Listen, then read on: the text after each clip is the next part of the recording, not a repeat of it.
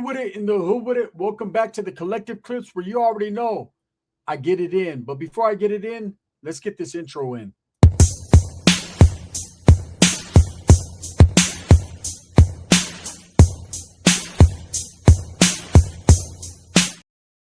Welcome back to the channel. And if you haven't already hit that like and subscribe button, make sure you go ahead and do that. Put your notification bell on all, so that way you're directing the direction of the dope content that I'm kicking. I appreciate the support. So last night I received disturbing information from my family, right? So yesterday I was on a live, and one of my primos pops in, a cousin that I haven't talked to for years. He pops in. I didn't even recognize his name at first because he had a different type of handle. And he says, call me. And I'm like, I don't even have your number. Once I recognize it's my cousin, I'm like, I don't even have your number anymore. That's how long it's been since I talked to him. He's like, it's an emergency. Call me.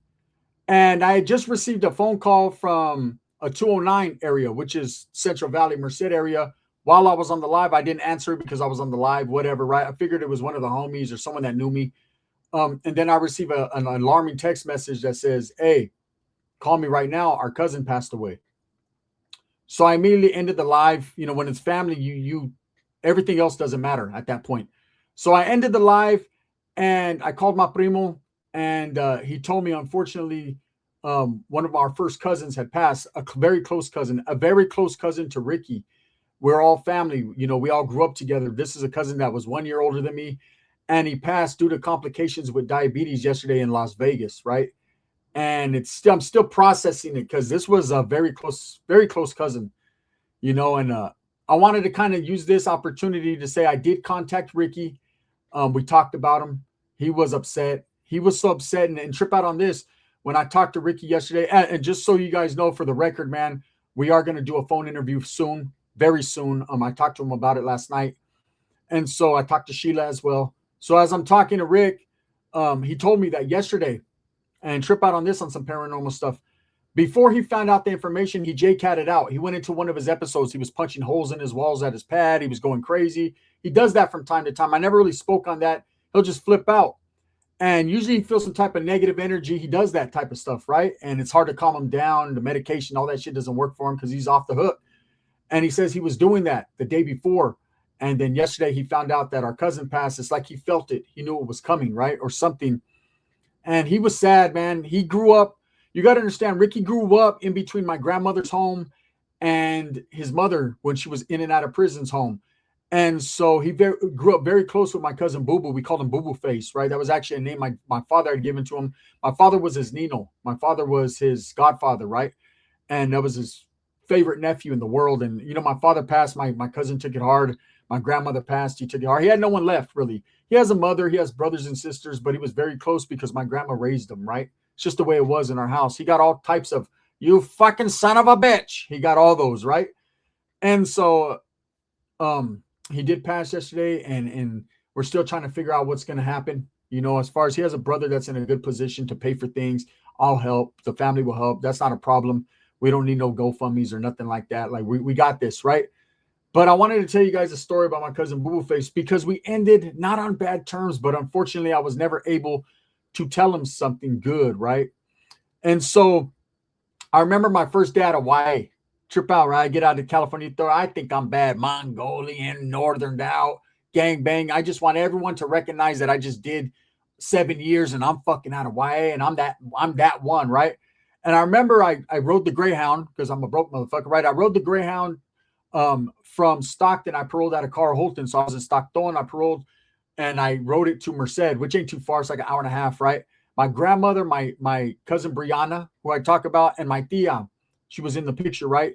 Right when I first started this, they picked me up. And I remember I paroled to my grandmother's home. And I get there and I have my cousin, one of my cousins who's a South Sider, we're real close. And then my Theo Mark, right, who's now passed away too, who was a bulldog, but I didn't know it at the time. They are, I'm expecting them to be there. Everyone lived at my grandmother's house. She took care of all her kids, pretty much, except for like me and my brothers and sisters. My mom had us covered, right? But she took care of all her daughter's kids, the majority of them, right? And so they always lived in and out of my grandmother's past, what it was, right? So for her grandchildren to all be there was normal. Novelas, bingo, paisas, and grandchildren, and not in that order, right?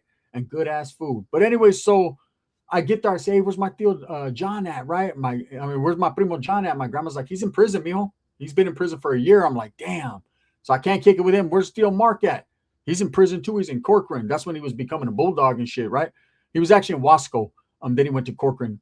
And I was like, what? And so I said, well, where's Boo Boo Face? Which was a close cousin, but he wasn't gang affiliated, associated with nothing like that. But he comes from a family that really is, right? So he knows what time it is, but that just wasn't him. He was a good guy. He was just a regular person, a civilian, but just had to succumb to the fucking vicious family that he was born into. So she was like, he's in his room. So his room was like the garage. I remember that he had converted into a room.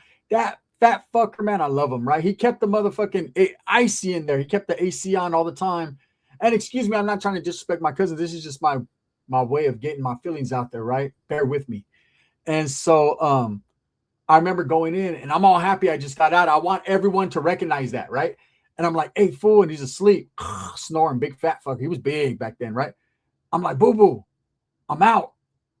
That fool didn't wake up. Boo Boo, I'm out. It's cold than a motherfucker in there. He kept that shit it was December and shit. Well, it was actually July when I paroled. So he had but he kept it on in December, January. Like it didn't matter, right?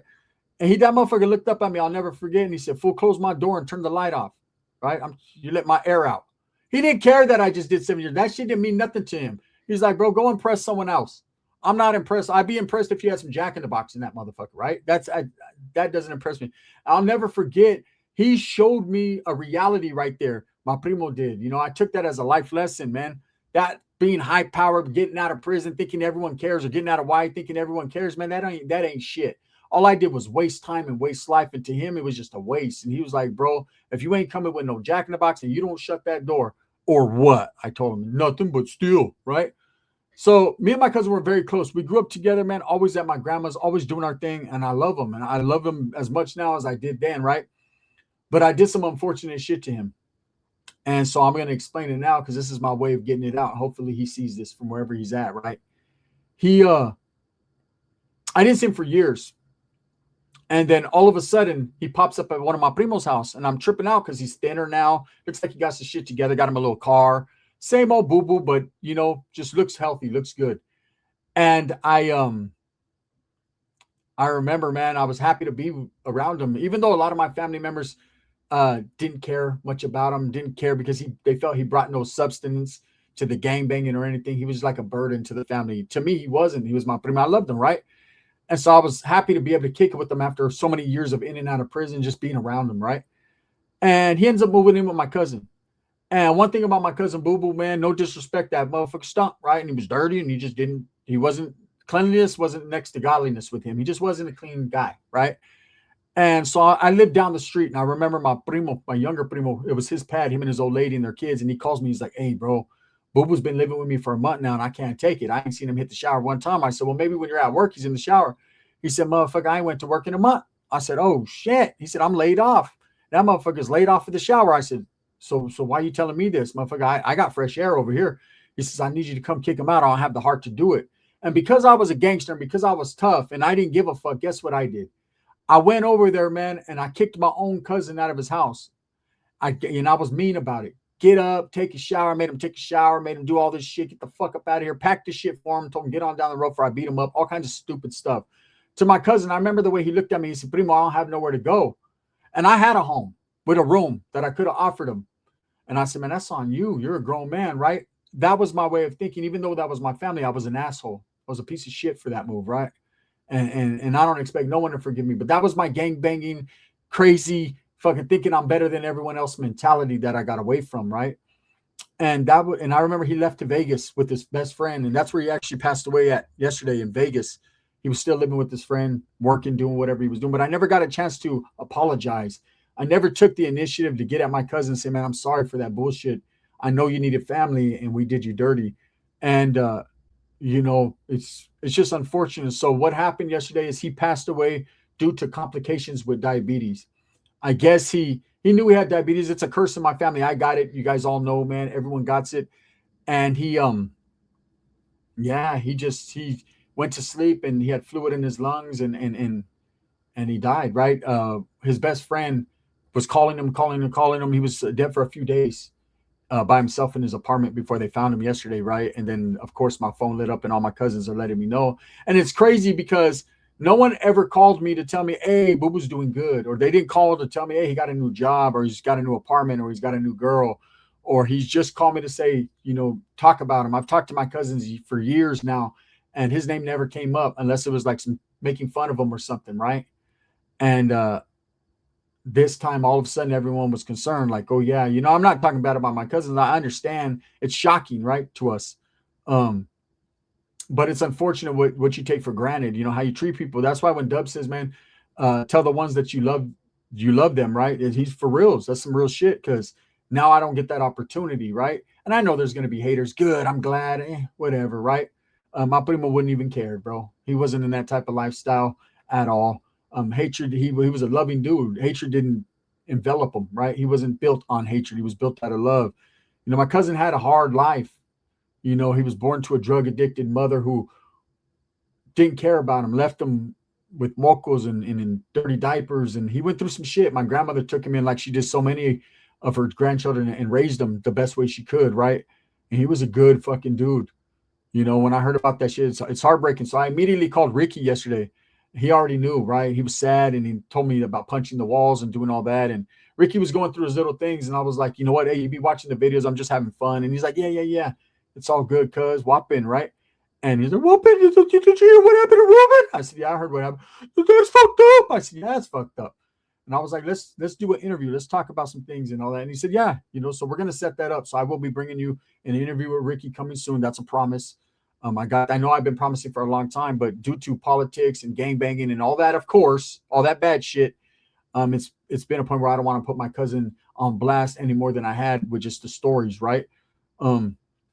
But I just wanted to say, man, thank you for everyone that shows me support, man. This is a hard time for me. It's I know it's just because it's not like it's a brother or sister, but it's damn near. We were raised close to my first cousin. It's my dad's sister's son. It's Ricky's cousin. We're all first cousins. That's my dad's other sister's son.